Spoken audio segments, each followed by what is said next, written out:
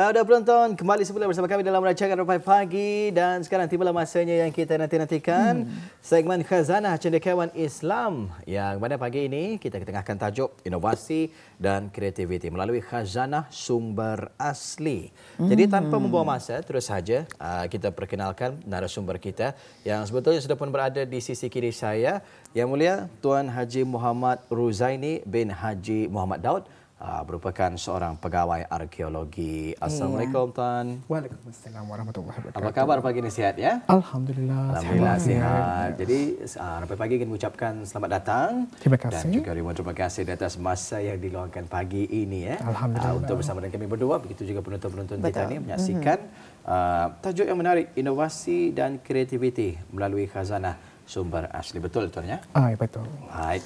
Saya serahkan kepada Atul terlebih dahulu untuk bersama dengan tetamu kita ni. Anda sempat tadi berbola, melihat saja gambar-gambar yang telah pun dikongsikan sudah macam menarik perhatian kita ni, apatah lagi penonton kita. Jadi sebelum itu kita ingin berbincanglah, difahamkan dan juga tajuk perbincangan kita ni pada hari ini.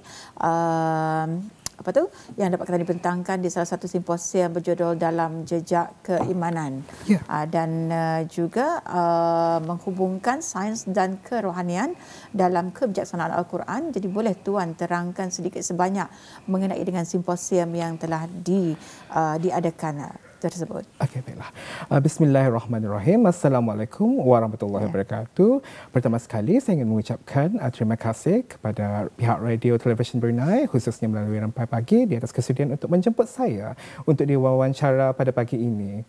Ya betul. Alhamdulillah, Balai Khazanah Islam Sultan Haji Hasnal Bolkiah bersama dengan kolaborasi dengan Universiti Brunei Darussalam telah melaksanakan sebuah sesi simposium berjudul Dalam Jejak Keimanan, menghubungkan sains dan kerohanian dalam kebijaksanaan Al-Quran ataupun di dalam bahasa Inggeris, In the Footsteps of Faith, Bridging Science and Spirituality in the Wisdom of Al-Quran, pada 29 September yang lalu.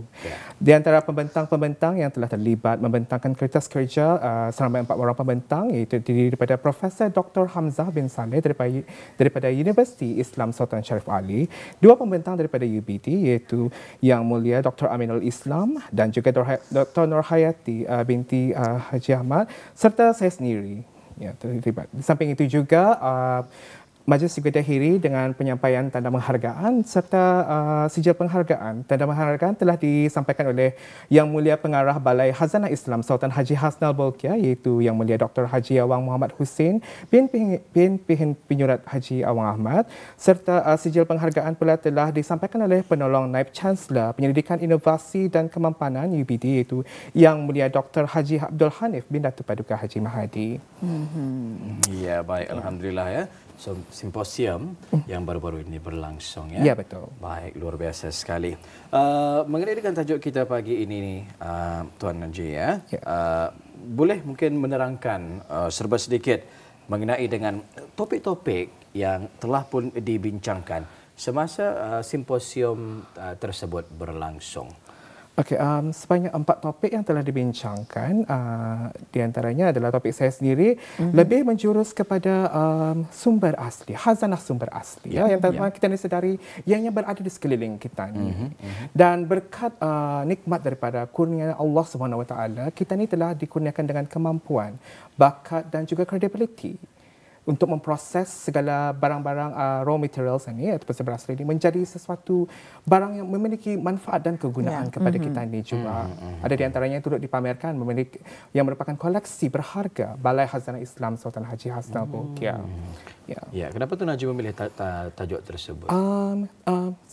Antara tujuan saya memilih tajuk ini adalah bersempena dengan tujuan simposium ini, berkaitan dengan tujuan simposium ini, ia mengkaitkan di antara hubungan sains dan juga Al-Quran, kerana ada beberapa sumber asli ini turut disebut di dalam Al-Quran seperti kayu, batu-batu permata, besi yang pada dasarnya memang memiliki kegunaan jika diproses. Seperti mana yang kita rasai dan what we can feel pada masa ini.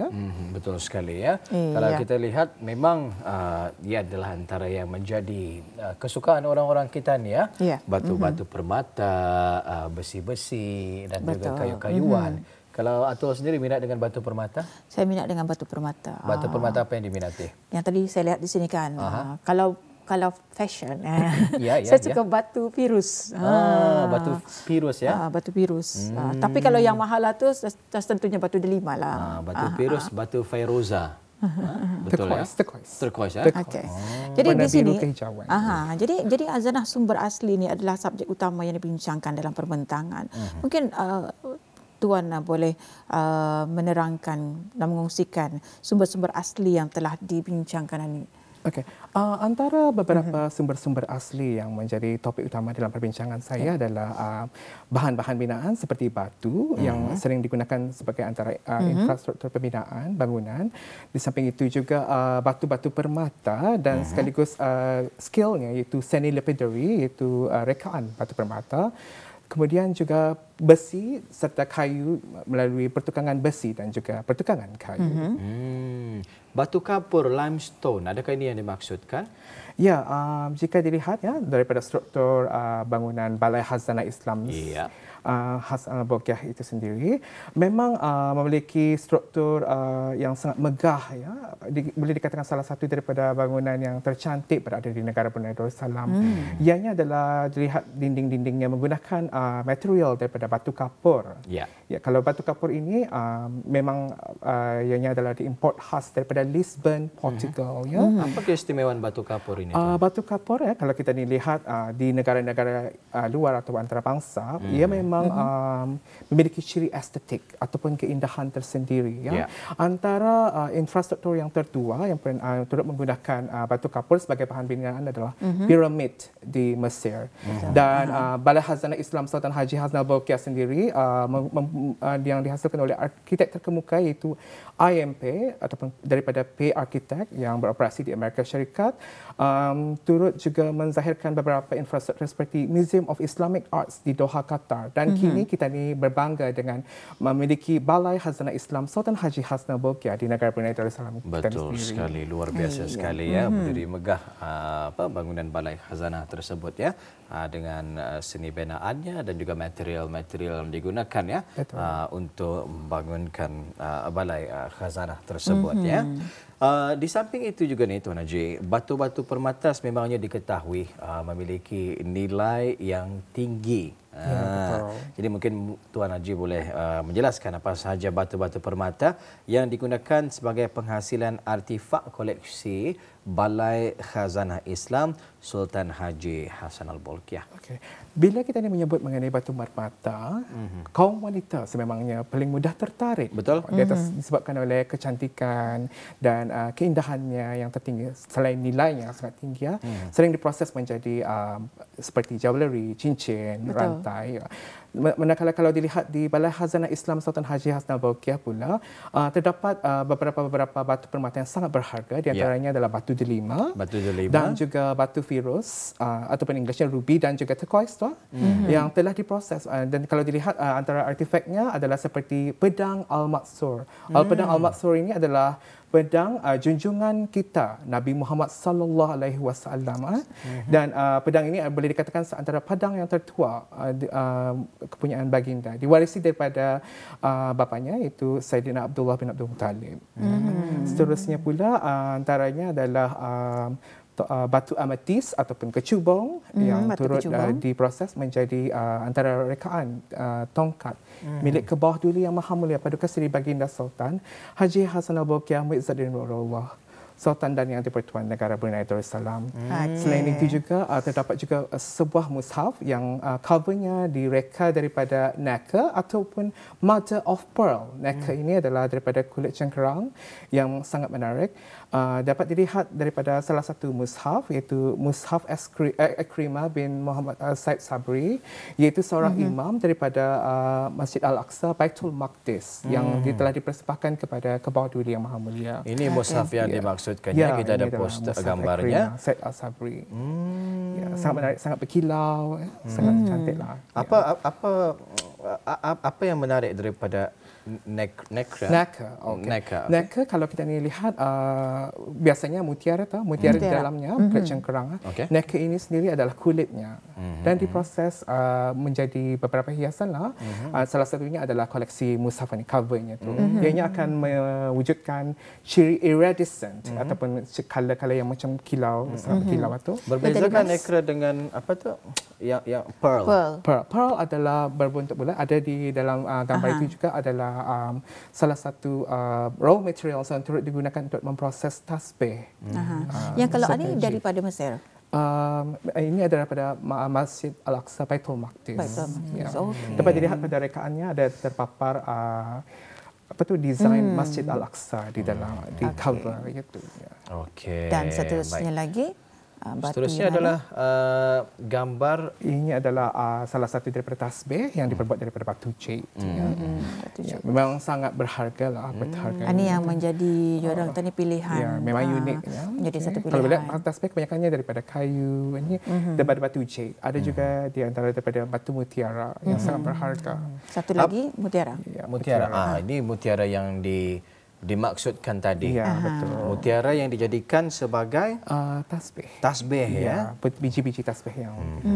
So untuk makluman juga bahawa koleksi-koleksi artifak yang dipamerkan Balai Khazanah Islam Sultan Haji Hassanal Bolkiah ini adalah kesemuanya milik peribadi kepada Kebawah Duli Yang Maha Mulia Paduka Seri Baginda Sultan Haji Hassanal Bolkiah Izzuddin Radullah Sultan dan Yang di-Pertuan Negara Brunei Darussalam.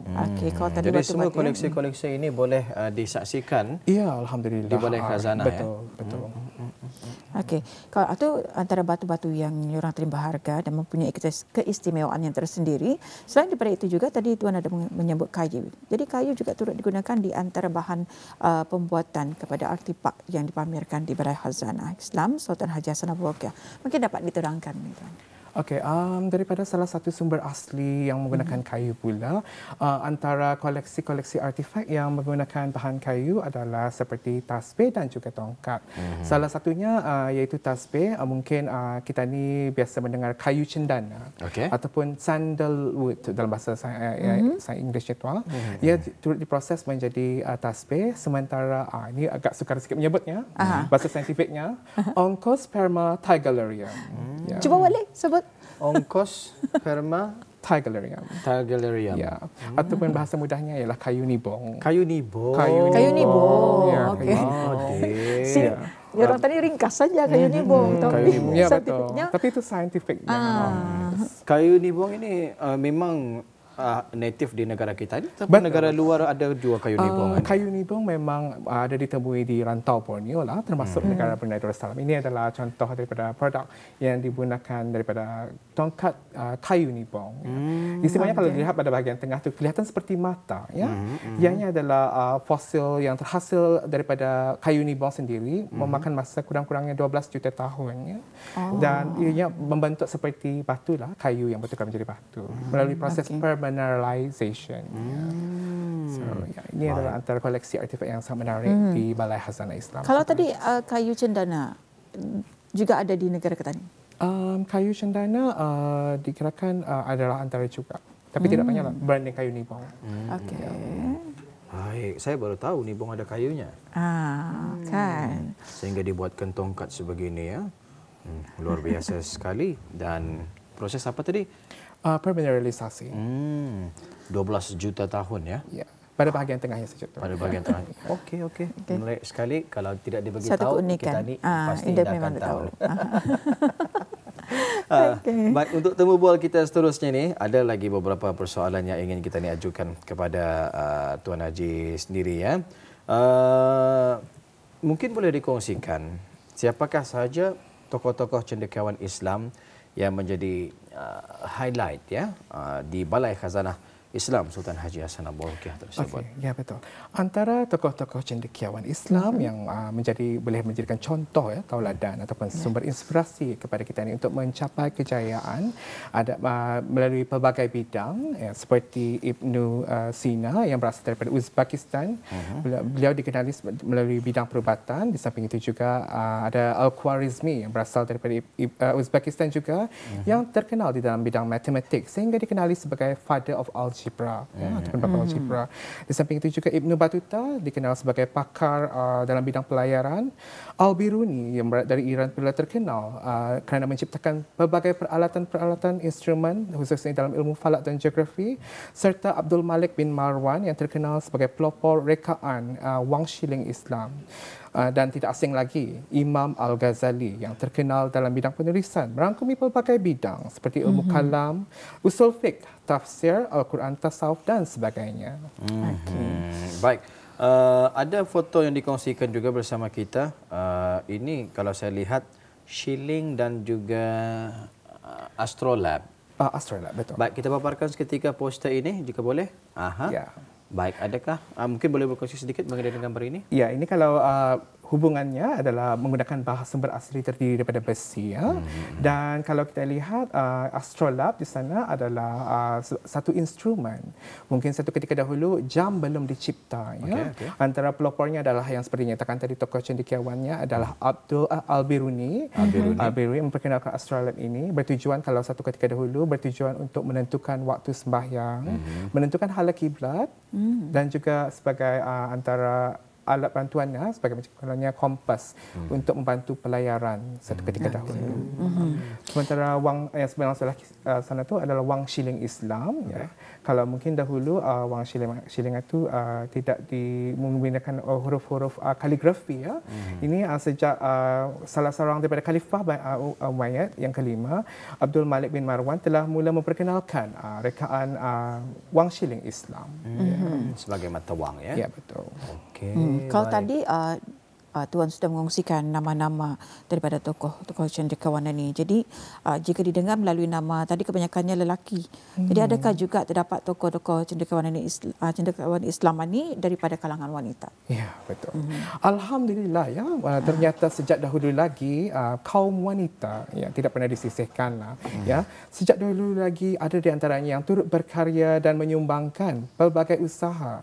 Dan di antara tokoh-tokoh cendekiawan wanita daripada Islam itu adalah salah satunya daripada ianya adalah Maryam Al-Ijriyah Al-Astrolabiyah.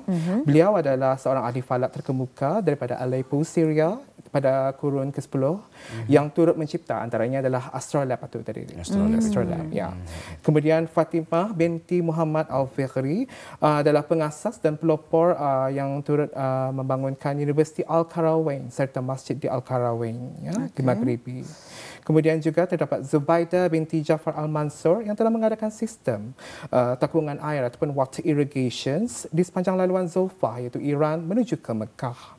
Sehingga kini dikenali sebagai Darb Zubaida.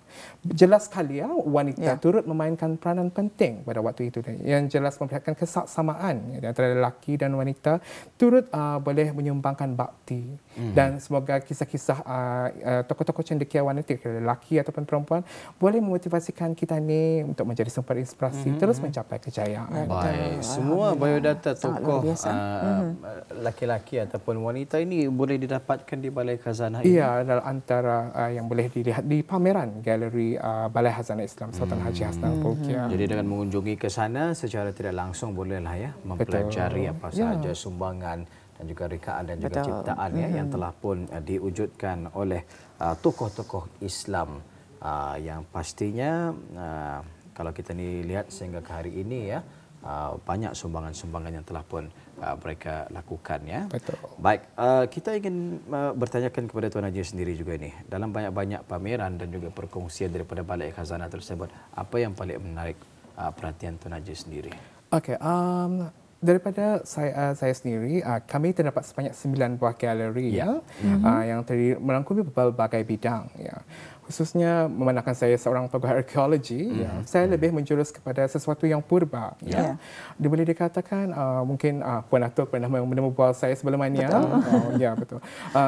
Kajian saya lebih menjurus kepada fosil. Ya. Kalau mungkin Wali pernah melawat ya, sebelum ini, kami juga memiliki satu fosil kayu yang berusia 48 juta tahun. Ya. 48 juta tahun. 40 juta tahun. Dan seberat 47 juta tan. Beratnya 47 Beratnya. juta tan. Wow. Di samping itu juga kami turut memiliki fosil-fosil daripada negara Brunei Darussalam. Ingin saya menyebut lagi satu namanya yang sangat susah pula. Boleh. Ya. Seperti Symbiola embogenesis. Antara fosil yang pertama sekali ditemui di negara Brunei Darussalam. Sehingga namanya sendiri, perkataan embogenesis itu diambil daripada lokasi penemuannya itu Bukit Ambok di daerah Tutong. Jadi masa ni ada di Balai Khazanah. Memang ada dipamerkan di Balai Khazanah. Dahsyat sekali ya. Jadi saya sendiri alhamdulillah sempat jugalah berkunjung ke sana dan juga menyaksikan sekitar apa yang telah pun dipamerkan dan juga ditengahkan. Saya rasa mungkin ia kali itu kayu yang dimaksudkan itu. Ya betul. Berdekatan dengan kafe. Yang besar atau besar. Jadi bagaimana sebenarnya, nanti tadi bertanyakan harapan. Jadi bagaimana untuk mengetahui maklumat lanjut mengenai dengan Balai Khazanah ini? Mungkin Tuan boleh menerangkan. Kepada penonton, khususnya penonton, untuk mengetahui lebih lanjut mengenai Balai Khazanah Islam Sultan Haji Hassanal Bolkiah, bolehlah melayari laman web sesawang rasmi Balai Khazanah Islam Sultan Haji Hassanal Bolkiah melalui www.bkishb.gov.bn ataupun mengikuti laman sosial melalui platform Instagram iaitu bkishb.bn dan juga bkishb melalui laman Facebook. Baik, untuk akhir ruangan wawancara kita pagi ini Tuan Haji ya. Mungkin boleh dikongsikan apakah harapan dan juga saranan daripada Tuan Haji sendiri. Silakan. Berdasarkan daripada sesi wawancara pada pagi ini, saya telah menerangkan beberapa koleksi artifak yang sangat menarik. Walaupun saya ada mengongsikan beberapa gambar melalui sesi wawancara yang agak sangat ringkas pada pagi ini, kerana gambar saja mungkin tidak mencukupi. Betul. Ya, puas rasanya. kita adalah dialulukan untuk melihat sendiri keindahan, keunikan koleksi artifak Balai Khazanah Islam Sultan Haji Hassanal Bolkiah ini yang terletak di Jalan Simpang 26, Jalan Pengiran Babu Raja. Ya. Kerana begitu banyak ilmu yang boleh diterokai, yang bukan sahaja daripada segi agama, sejarah, bahkan juga paleontologi, geologi, sains, biologi dan sebagainya. Mungkin boleh meluangkan waktu, bisa kan hari Minggu boleh dibukakan tu waktu. Galeri itu dibukakan daripada hari Sabtu sehingga Khamis, bermula daripada 9 pagi hingga 5 petang dan kaunter jualan tiket beroperasi pada 9 pagi sehingga 3 petang. Pada hari Jumaat pula galeri-galeri adalah ditutup. Mungkin hari Minggu boleh diluangkan masa bersama keluarga sambil sekali ya. Besok belum ada perancangan apa aktiviti hujung minggu. Jadi kenapa tidak ya menuju ke Balai Khazanah ini untuk menyaksikan dengan lebih dekat lagi. Tadi itu baru sedikit tu. Ya, baru sedikit. Sebenarnya banyak lagi. Galeri. Termasuk salah satu galeri istimewa yang ketika dipamerkan ialah pameran Faith and Devotion. Faith and Devotion itu ada yang pernah kita koleksi seni lukisan. Baik, jangan lepaskan peluang untuk menyaksikannya dan mudah-mudahan akan memberikan kita ni sedikit sebanyak ilmu pengetahuan dan juga kata orang penerangan dengan lebih jelas lagi lah ya dengan berkunjung ke sana antara yang dipamerkan dan juga diketengahkan. Apapun ribuan terima kasih kita ucapkan buat Yang Mulia Tuan Haji Muhammad Ruzaini bin Haji Muhammad Daud, pegawai arkeologi yang telah pun berkesudian bersama kita pada pagi ini dalam segmen Khazanah Cendekiawan Islam, Inovasi dan Kreativiti melalui Khazanah Sumber Asli. InsyaAllah jika ada kesempatan, ruang dan juga peluang, kita nanti akan bersama lagi mungkin dengan perkongsian yang lain pula. Assalamualaikum Tuan Haji. Waalaikumsalam warahmatullahi wabarakatuh.